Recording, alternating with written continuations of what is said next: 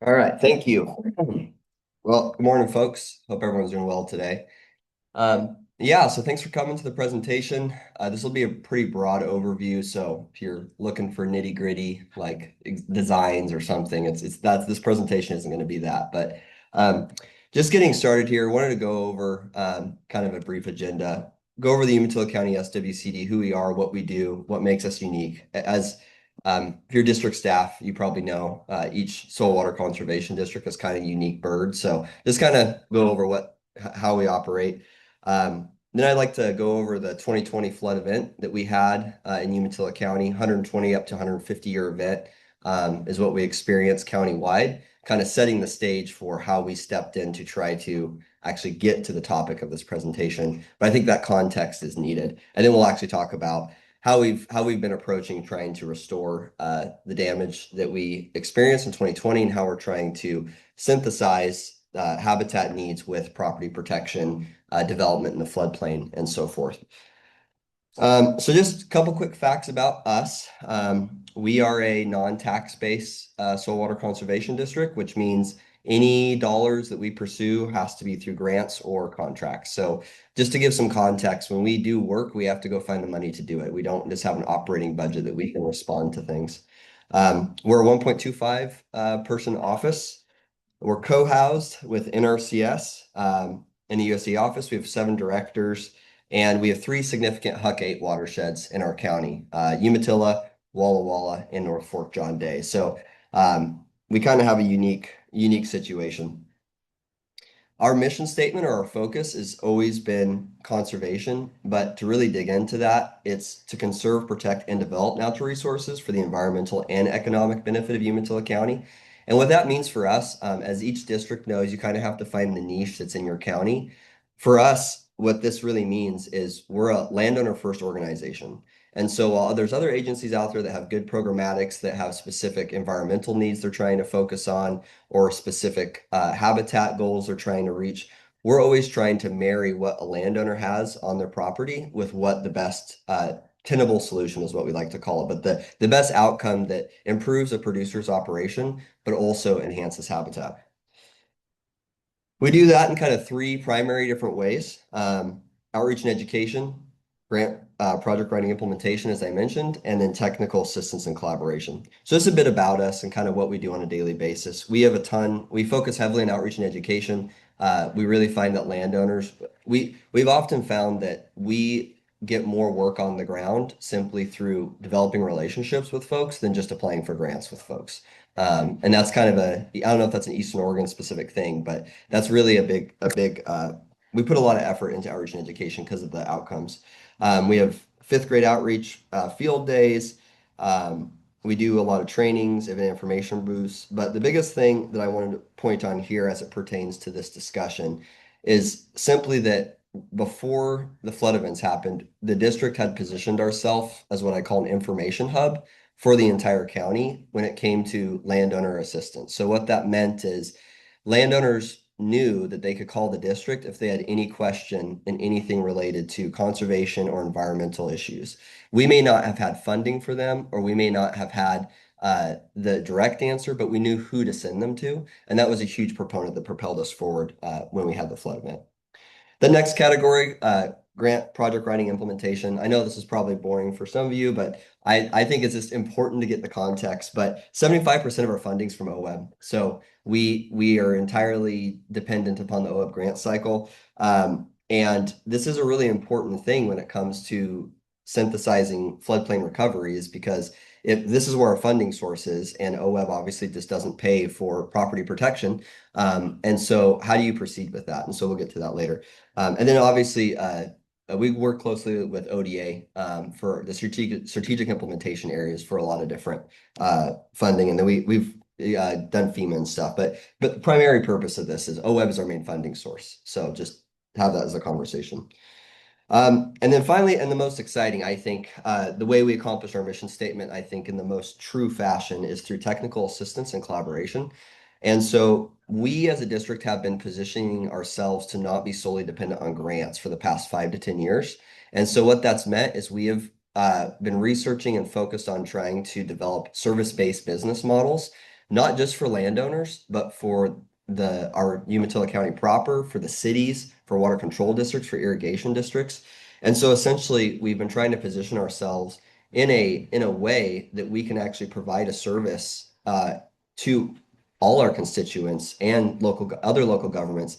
I mean, in my county of 75,000 people, as you can imagine, there's many, many cities that don't even have city staff. They just have a mayor, right? And even the cities, our largest cities, towns, let's see, towns, our largest towns, they don't even have anyone remotely close to a natural resource staff person. So we've tried to position ourselves in the county as that go-to when people have problems. And we've developed a drone program, and that's led to a lot of different contracts and intergovernmental agreements with the cities and the counties, which we'll get to later is how that pertains. And then here's my lovely county. Just kind of wanted to show everyone what I'm talking about. Picture's worth 1,000 words.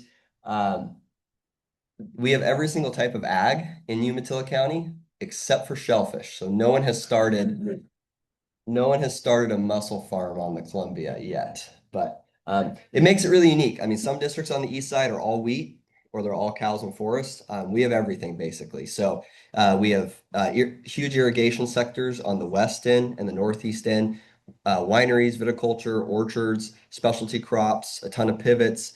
Then in the center North County, we have dryland ag, wheat, canola. In the south, we have all the rangeland and bottom fed alfalfa and hay. So really is an interesting thing. And in terms of what our district has to deal with on a daily basis, because we have to know all these ag types and all these producer types. And the other reason I wanted to show this is ag is the main economic driver of our county, if you hadn't picked on that up already. So here now actually we'll start actually talking about what you guys came to hear about. But all these lines up here, these are all the main water bodies. And this illustration that I wanted to show is simply, if you've noticed, as I populated those in on the map, every single settlement, town, village in Umatilla County has a river that runs through it.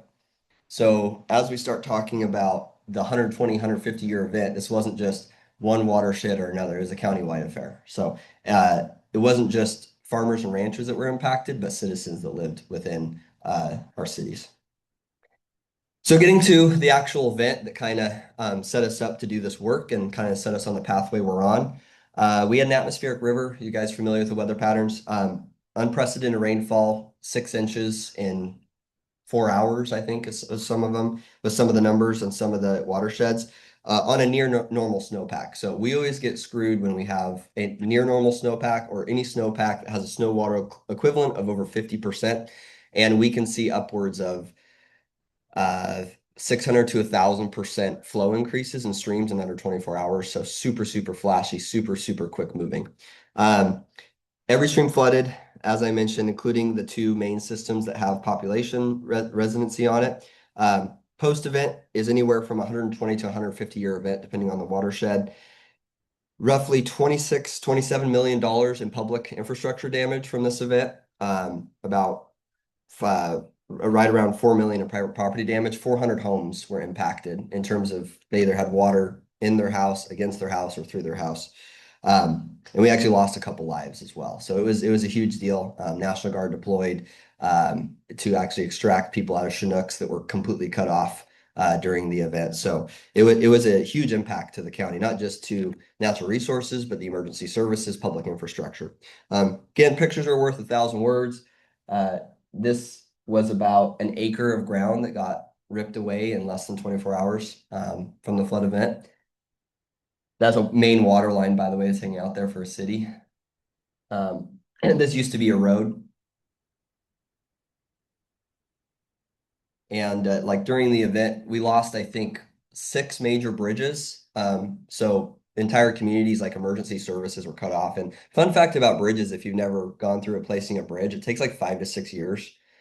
So to this day, I mean, it's finally done, I think, in May of this year. But so we're 2026, 6 years after, and we're finally getting I think like 30 people faster emergency access that they lost from this event. So pretty significant. This is a very interesting picture. This bridge survived, but the that operator there was guys on shifts that would sit in that excavator and pull trees off that bridge during the event, and they like would sleep in a truck and stage off because it lasted a long time. So, and here is a what used to be a one of the irrigation district's diversions. So it was completely taken out.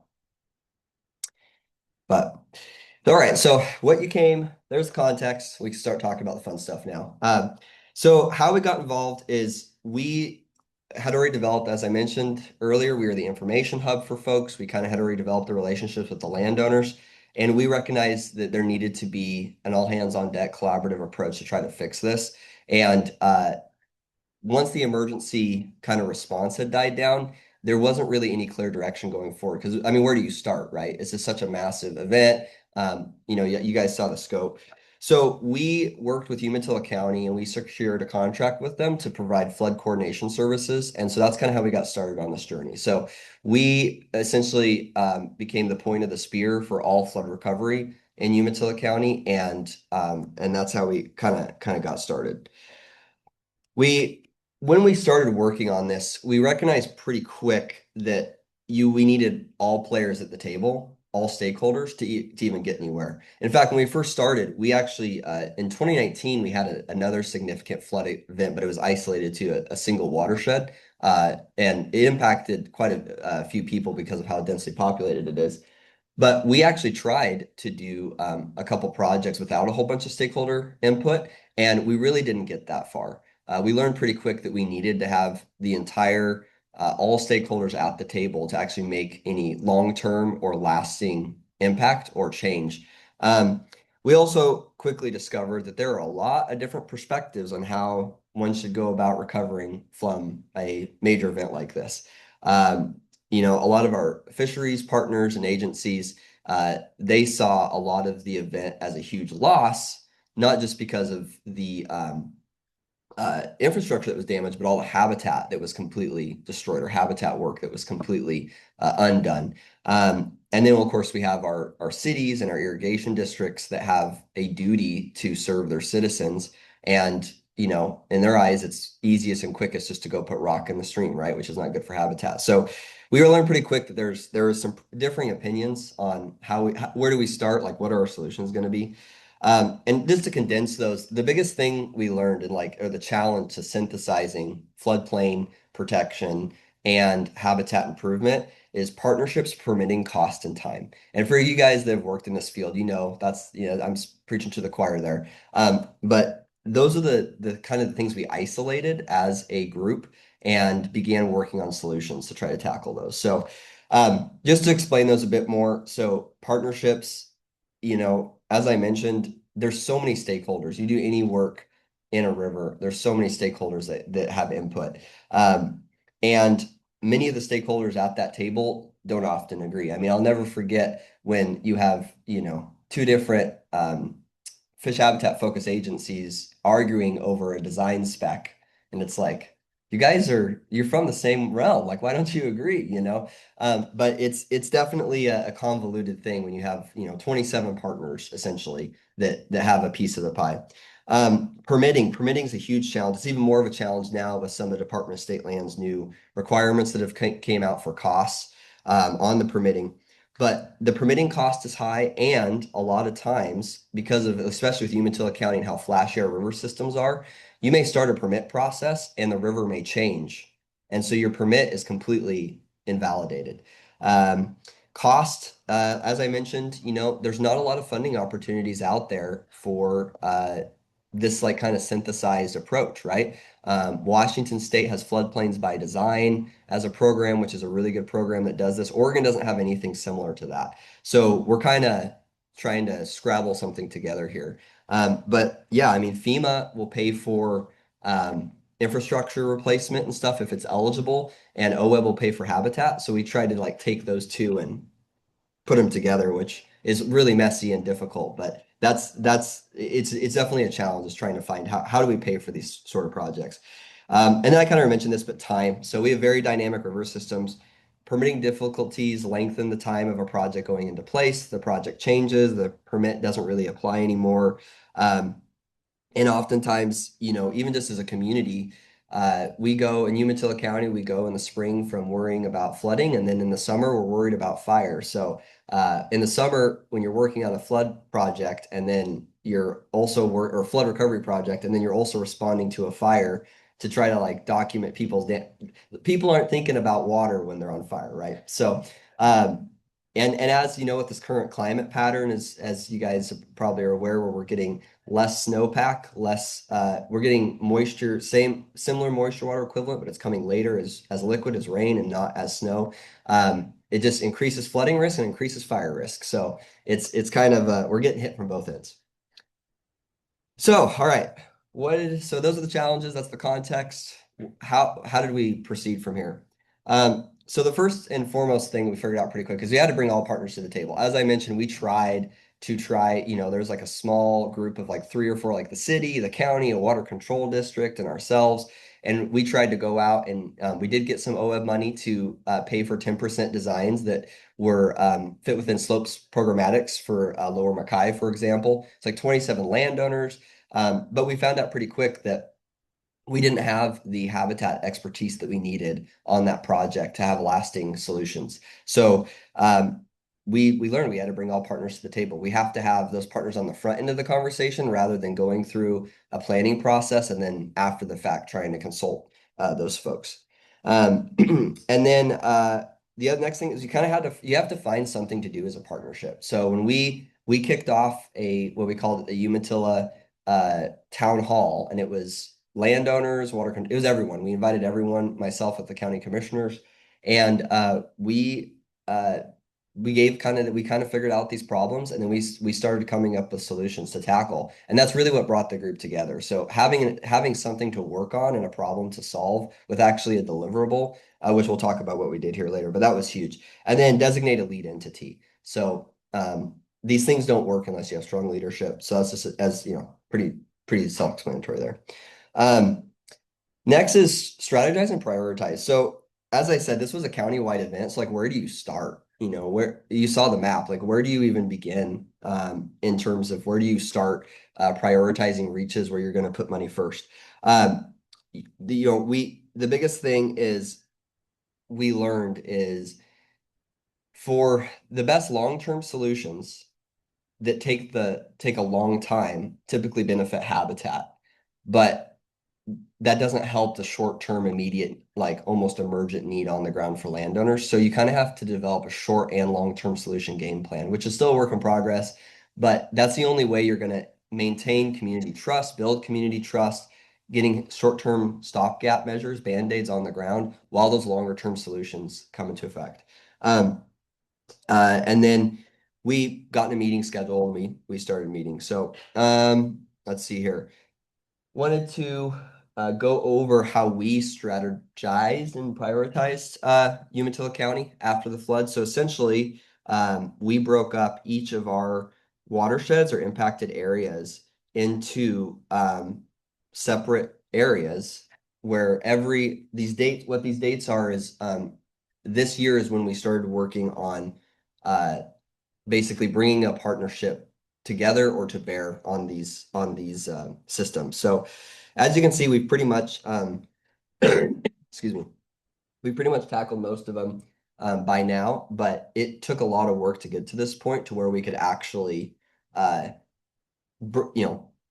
break up this massive impacted area into bite-sized pieces. And just giving an example of a short and long-term project. So I've kind of talked about this has all been very, I guess, theoretical, but actually digging into the weeds here. The city of Echo. So if we go back to the map, Echo is in that big green blob to the left there on Lower Umatilla. So just so you guys know where it's at. But essentially, as you can see here, the 2020 flood changed the course of the river. It used to, well, you can see the old side channel is there. So it cut straighter there and it headed right at the city. So they flooded out, I think, I think I want to say it was like 60% of Echo flooded in the 2020 event. So 60% of the residents were impacted. There's the railroad that runs, you can kind of see it there. So the railroad acted as a levee. So when the floodwaters came up at the railroad, just, very uh, conveniently pushed the water right into town and held it there. And then, of course, you have the bridge, which is a choke point, the highway bridge there. But getting into how we approach this. So just to show, I guess, what we were dealing with. The landowner that owns the alfalfa field there on the left lost 9 acres in 5 years. That's how much the river moved. So the river basically moved 9 acres in 5 years there. This is just showing in 2 years the difference between how much was lost. I should also point out here, there's a neighborhood there that's threatened by this erosion point. There's a historic Catholic church there, and then also it's a archaeological site because that's where Fort Henrietta was like right there. So this was a big project. Um, but essentially, this is the situation we were dealing with in 2020 is the river took about 3 acres in the 2020 event. It moved, and as you can see, there's only about 100 feet to the nearest residence. And then by 2022, we were losing 10 feet of bank a day. So again, that we had that 2020 event, it cut those banks, as you guys are familiar. You get those 15-foot cut banks. This is farm field, there's nothing there. It just keeps moving. But in July, we finally worked through a short-term solution, which was getting an emergency permit, or the city got an emergency permit to get in there and put in riprap to stop the flow, with the condition that we would go back and then put in slopes programmatic designs back in that design once the emergency was addressed. And as you can see, 2022 is right after it went in, and then August of 24, this is after the city went back in and put in some more of those or redid the design to meet habitat. And it's doing pretty good. It's starting to get some vegetation back in there, and we're starting to get the floodplain functions that we wanted. So short and long term, that was a short-term fix. Ongoing long-term fixes for the city of Echo, we just completed a levee feasibility study. So aside from moving the entire town, I mean, the river's pointed at the town, right? So what can we do? So one long-term fix that we got funding for was a levee feasibility study. And that study just finished, so we're super happy that we're able to get that. And then an even longer term fix is we're looking at using some of our habitat partners to look at actually do a 17-mile floodplain reconnection habitat project upstream to address the hydrology as it's coming into town, right? I don't have any photos, but upstream, the river's pinballing, right? So if we address that, we can help relieve some of that tension on the city. But this is just an example of how short and long-term solutions have worked together to, provide a tenable solution. So you have the short-term emergency stabilization, built community trust, actually brought the partnership together because, it was no one wanted to do it, but we had to get it done. And then levy feasibility study, what can the city do to protect its residents? And then also what can we do to increase habitat while also relieving pressure on the city? So this is kind of, when I've talked about short and long-term strategies and solutions, this is an example of kind of what that looked like. Another objective is we hosted permit workshop days. So we worked with all the regulatory agencies, so mainly Department of State Lands and Army Corps of Engineers.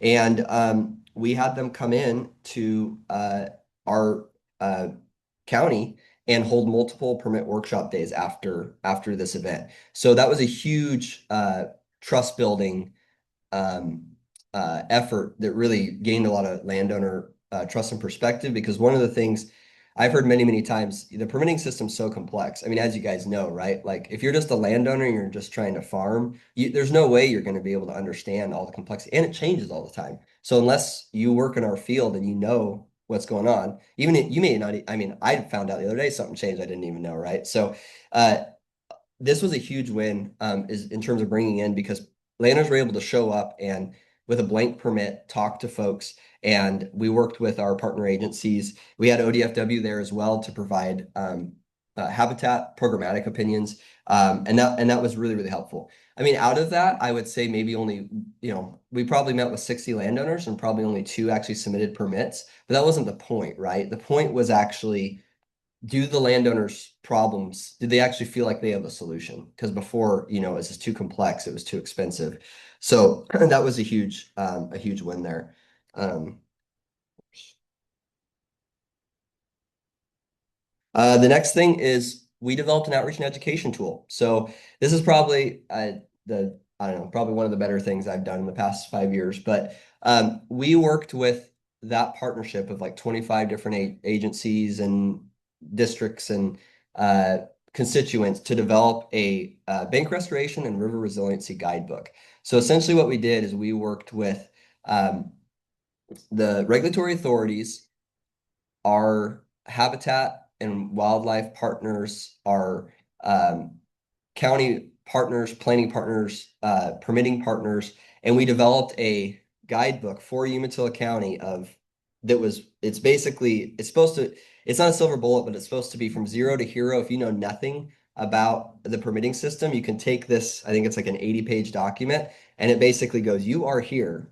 So we have flow charts, we have like explanations. We made like synthesized timelines between Department of State Lands and Army Corps of Engineers, like permitting processes and timelines, put them together in one chart. Now, obviously, it's changing, so I have to go update it again. But it was a huge thing. We printed out like 200 copies.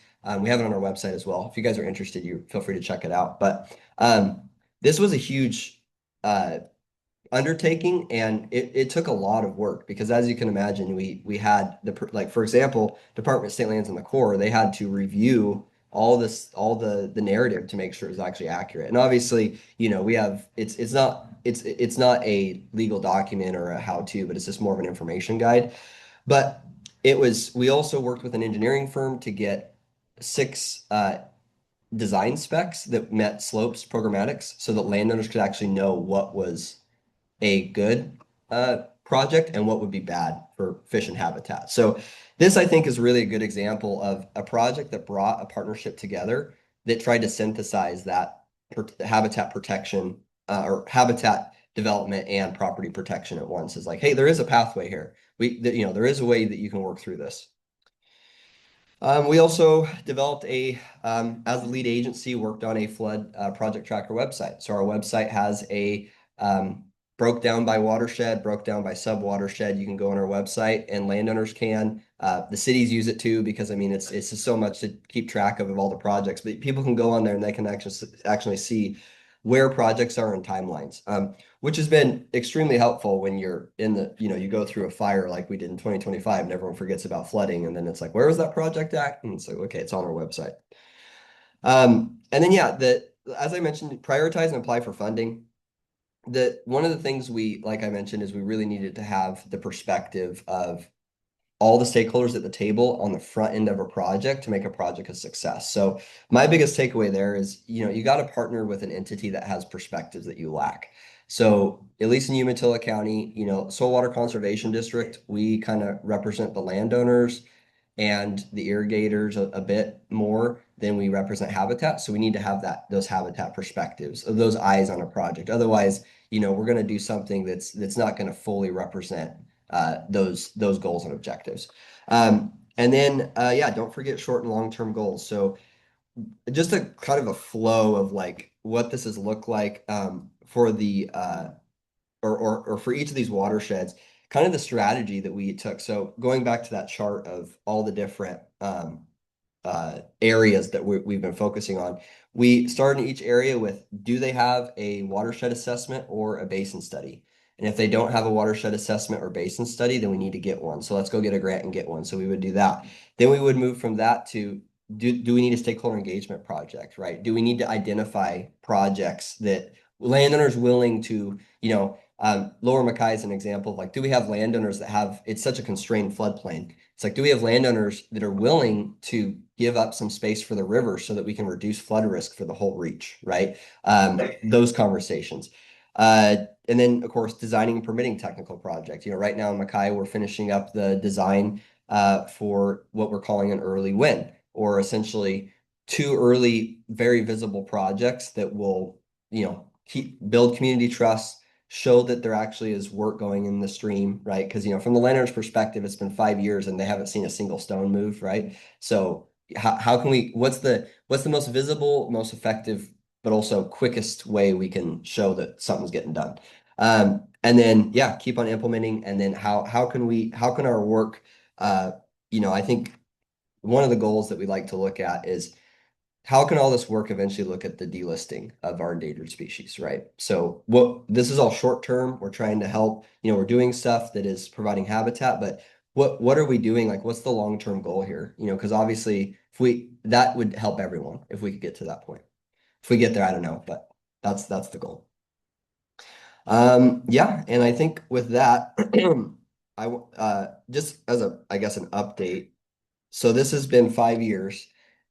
So from that original chart, and I won't go over all of these, but from that original chart, we have essentially narrowed it down, or I don't want to say solved because solved is a very firm final word, but we have essentially provided the aid that was requested or needed to more than half, actually about 2/3 of those watersheds as a partnership and multiple partnerships.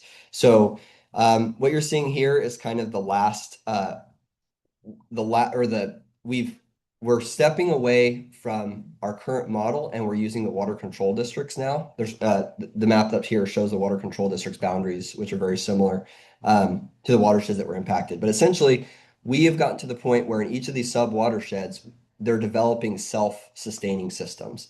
So instead of having this like, county-wide where we're trying to like synthesize and try to figure out if we need to formalize our group or what next steps. Essentially, we're developing these groups or these subgroups or partnerships that are self-sustaining to work on these objectives. Because I'm going to be working on 2020 flood event for the next 15 years. I mean, job security, right? But it's not there's no way of saying we've accomplished our mission. But what we have done is we've developed these systems that have synthesized this approach of how can we protect habitat, how can we increase habitat, how can we protect property? And that looks a little different in each of the watersheds, depending on the different needs and the different resource concerns. But essentially, we're at the point now where we're stuff's kind of starting to run on its own. And so we're really, really happy with the progress we've made. There's a lot of work to do. We definitely don't have all the answers. But yeah, the biggest things for us in terms of lessons learned have been you got to keep at it because these things just take a long time. And it's really, really hard to communicate that to folks that, got flooded out and then they're at a risk of higher flooding year after year after year. But that's what we're trying to do. And that's, yeah, I think that kind of covers the main presentation. So, yeah, questions?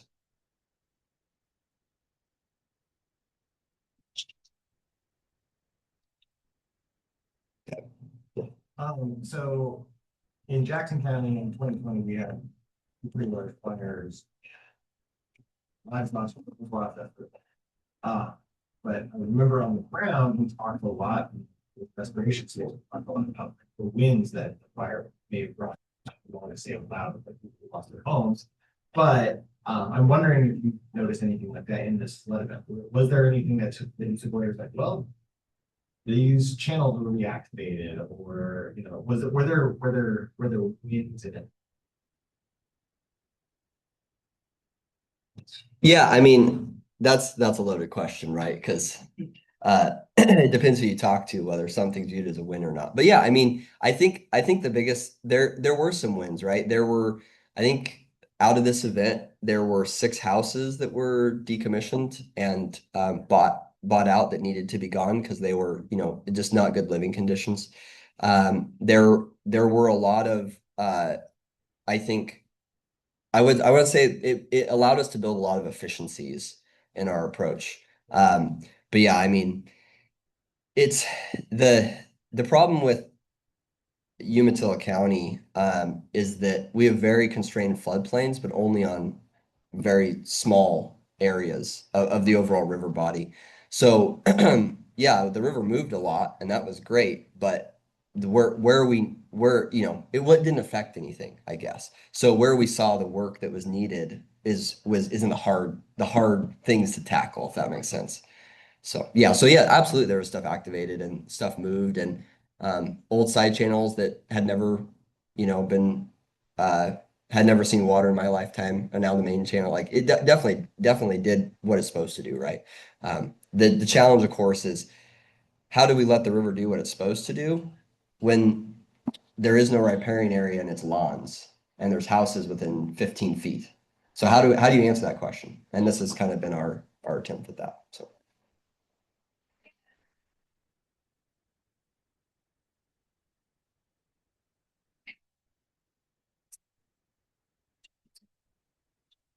Also,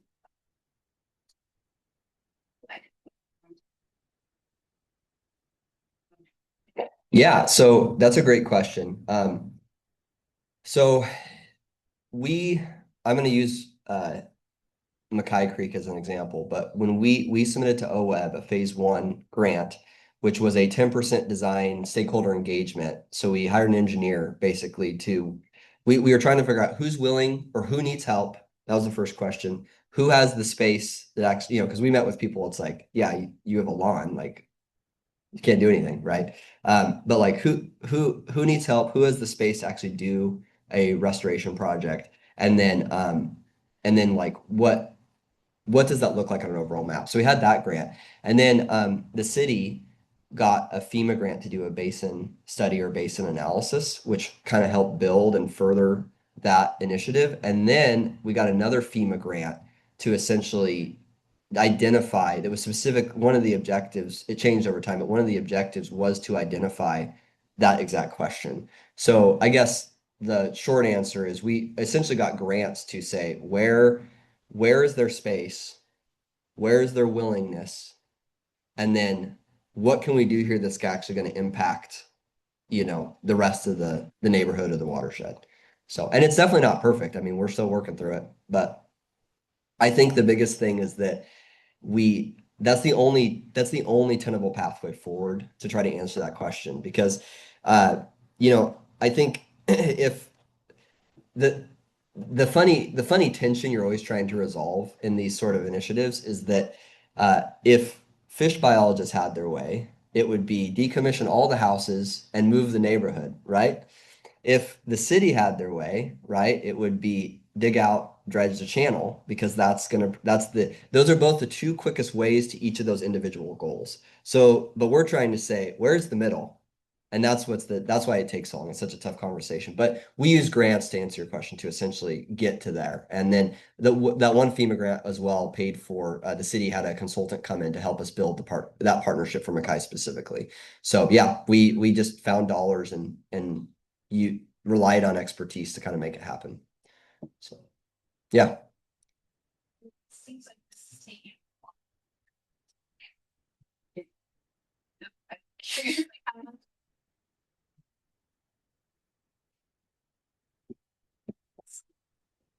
And because it doesn't require so many parts, we have to get that same level of commitment, work hours, work plan, in the work plan, help, bring these planning efforts to fruition. Is that in play right now with partners as well? Yeah. Great loaded question there, right? This is recorded, so yeah. Yeah, so to answer your first question, so as I mentioned, we developed an intergovernmental agreement contract with Umatilla County for the Soil Water Conservation District to be the point of the spear for flood recovery efforts. That contract initially was for, I want to say, 400 hours a year. But we consistently went around 600 to 1,000, depending on the year. This year is going to be another 1,000 because Mill Creek flooded really bad. So earlier, like a couple weeks ago. So we've been out there quite a bit, and it's a 2.5 hour commute for me to get there. So I'm just getting hours and drive time. But yeah, so I would say, so I think you could say 40% on average, sometimes upward to 50. But we are changing our contract with Umatilla County though to expand to just natural. So as for those districts, this is more interesting to you, but we're expanding our contract to actually be the natural resource disaster like recovery and documenter for the county. So we're going to expand to fire and stuff as well. So we'll be increasing, to answer your question, I guess, in a roundabout way, we'll be increasing more and more hours because we'll be adding more objectives in there. And then your second question was partnership. That's any partnership, right? Like you have to figure out where people are at and what level they want to be there. But it's been a lot of hard work, and everyone in that partnership and room. I mean, the message that keeps being said over and over is like, well, we're all still here, right? Like it's been 5 years, and some of those partners didn't come on until about 3 years ago, but still, I mean, yeah, there's different levels of, I would say, commitment probably in the partnership, but we're still meeting. No one's dropped off, and I think that's the biggest takeaway there.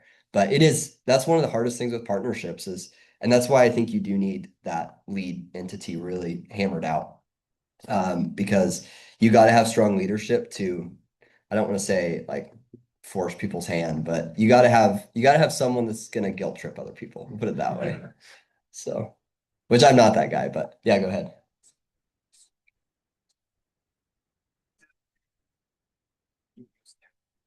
Well, I said we're 1.25, so I have like a 10-hour week admin. So yes, one of our contracts, we were able to finally hire someone besides me, which was nice. So yeah,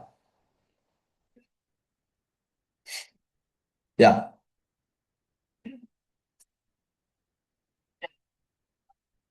Um, think it's also that you would provide an outreach and education tool, with the audience being action groups and landowners. What were some of the difficulties and solutions with writing for such a project?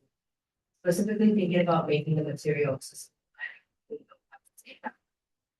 No. Yeah, it's a great question. Initially, the guidebook was just going to be like, here's the permitting process, here's some fish-friendly designs, here's contact info, here's available grant opportunities. But we figured out pretty quick, like that exact question. So there's like a whole 3 chapters, which is like, what's basic floodplain function? What's a river versus stream versus a creek in Umatilla County? And I need to kind of like define that specifically to our area. What's good river practice? Do we give the river space or do we kind of try to constrain it? What's good river technology? Do we want to increase velocity or slow down velocity? What's actually going to cause more damage? So we had a whole section there specifically for I guess someone who had no clue. But I mean, honestly, that's everyone we worked with. The cities and the counties, they like I said, they don't have natural resource staff.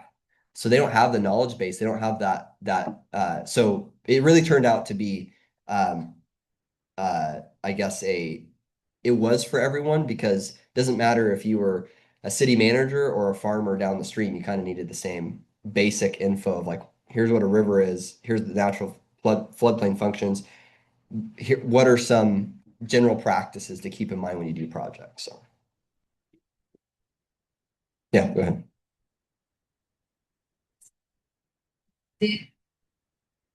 And try. So yes, the tribe was involved. And so it's been a very long process. So my memory is probably not 100% accurate, but essentially everything started off with the one or two water control districts, us and the county. And then the county gave us the contract, and then we started ramrodding all these things individually. And then they've all grown into their own thing over time where we're no longer the bossy person, if that makes sense.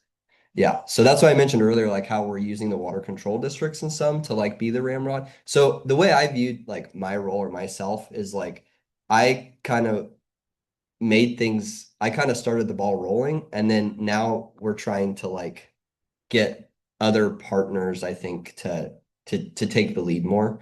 But yeah, I mean, we're still leading the countywide group. We had a discussion recently about formalization, like if we wanted to actually like get MOUs together, and we kind of decided we're going to keep the watershed level processes and keep the on or the formal agreements will happen in the watershed sub-watershed level. And then the county-wide group is a information network sharing, and then kind of all these like that base. The guidebook was a county-wide product.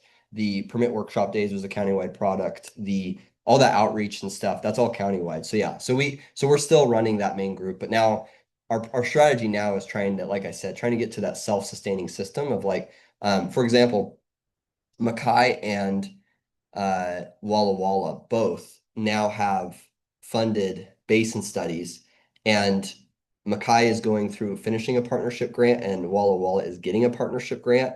So we're kind of using those grants to answer that question of who needs to take over from here. But yeah, so it's kind of been like we started the ball and then we've tried to get off the ball as fast as possible. And our perspective definitely changed over time, right? Like uh initially it was like, yeah, we can do all this. And then some very wise consultants were like, maybe not. So yeah, so no, it's we've learned a lot too. I mean, I think if there's anything to take away from this is like we don't have all the answers.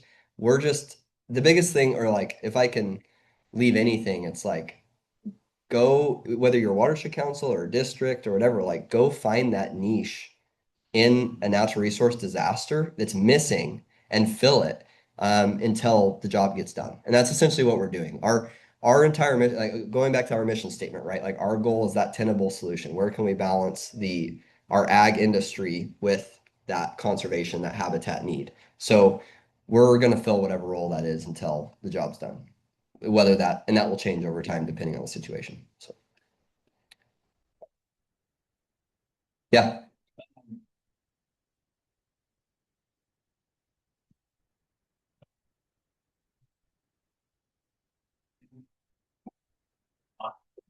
Yeah, I know at least two that have used our guidebook that or said they use the guidebook to get to the thing. This is the really sad thing.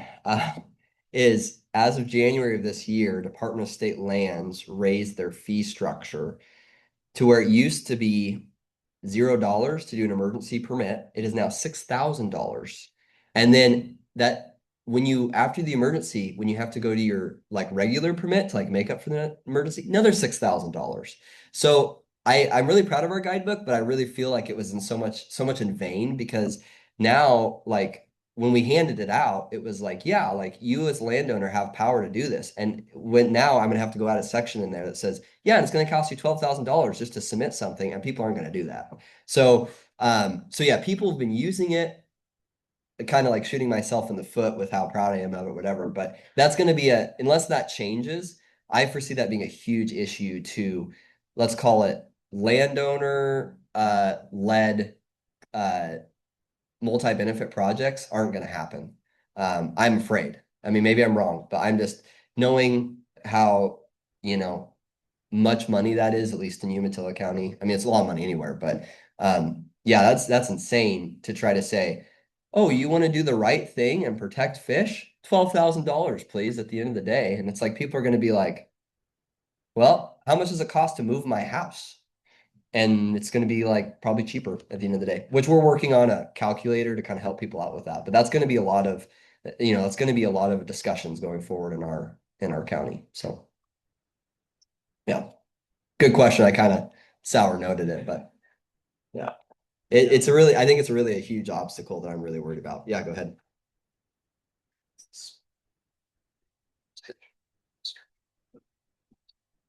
Oh yeah, no, I mean, well, no, I've made my opinion clear and, and it's a legal legislation process, right? So if it's going to change, like it's going to have to be a higher level than just like the folks I work with, right? I mean, they're just told what to do, but I think what's going to happen, there has to be uh, a discussion eventually to figure out how that's going to be approached. Because in my mind, it's like if the goal is to um, increase habitat, but we're going to charge people so much money to do it. I mean, people aren't gonna, they're going to go for the cheapest option they can, and it's not going to be the best fit. Like it's not going to meet the Oregon salmon recovery plan, right? So, anyways, yeah, I don't know if that answered your question, but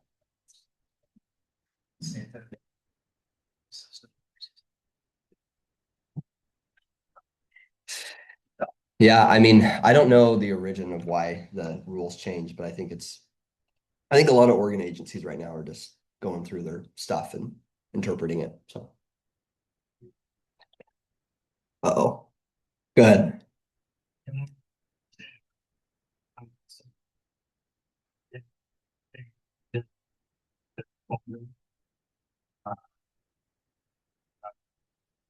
You talk about the evolution of philosophy among those different thought groups as you work towards some of the multi. Yeah, I mean, there's it's a really tough conversation because uh yeah, there's single-minded objectiveness, but I think the biggest thing was education, right? Like we've heard time and time again in our meetings that like the city did not know that there was such a huge fish resource in Mackay. But it's also like, why would they? They don't have natural resource staff. So why would they know that it's such a huge resource? They just know there's rules. They don't know why there's rules. And so I think a lot of it was just a lot of meetings and a lot of just talk of like, this is why this is important. I think the biggest, to your point, I think the biggest example of change was we did a project tour and one of the ODFW staff said, like, yeah, beyond this Mackay watershed is the 26 miles of pristine steelhead spawning habitat.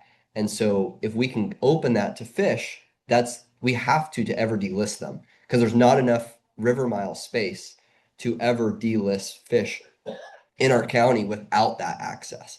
And that was like an epiphany moment of like, oh, that's why it's so important, because it's like that there's no way, there's no pathway to delisting without this being an important resource. So there's just a lot of that. And I think a lot of it too was uh getting getting on the ground on site more. I think my opinion, you may disagree with this. My opinion is that I think getting out on a site, like actually in the field, I think is more conducive to having those conversations and having those change of mind rather than just sitting in an office because or meeting room. I think it's really, really hard to educate someone on either side when it's like you stand there and you're like, wow, that house is going in the river. That's bad. We should do something about that. Versus like you're in a meeting room and you're like, people's houses are threatened, and you're just, people, I don't know. I think that's a big part of it. That answered what you were fishing for.